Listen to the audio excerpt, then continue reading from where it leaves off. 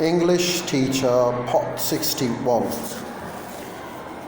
Well, there are reality therapies, and before meeting the student, describe the disruptive behavior. That's number one.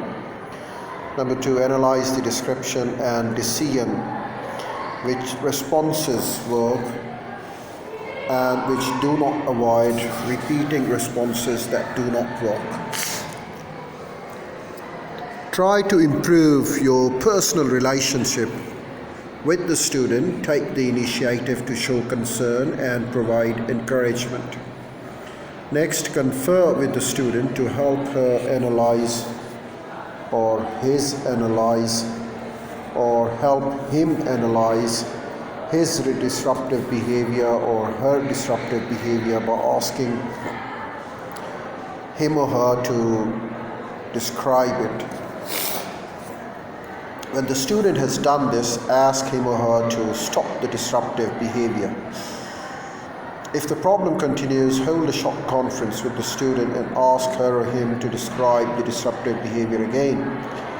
Ask whether the behavior is breaking a rule or unstated expectations, whether it is reasonable. Help the student state how the behavior should be changed.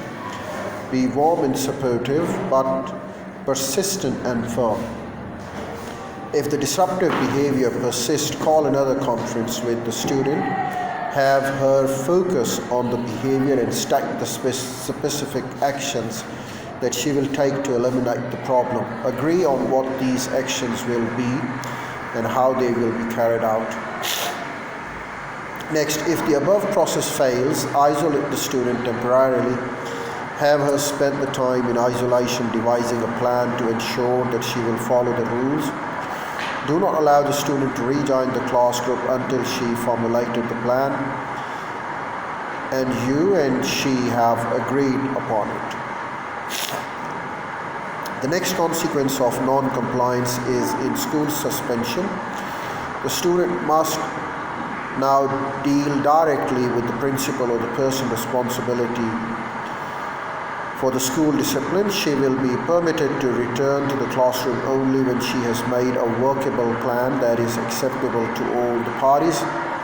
Parents should be notified if suspension continues for longer than 1 day.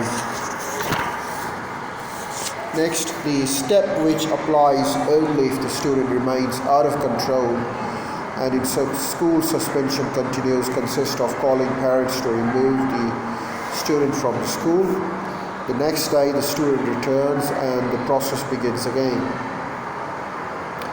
The last step is the removal from school and a referral to another agency.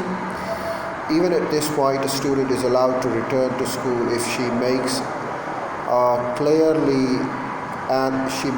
clearly commits to a specific acceptable plan. Points to ponder. Number one, what do I consider a professional behavior in face of a student behavior or problem? Number two, how can I keep my ego out of it?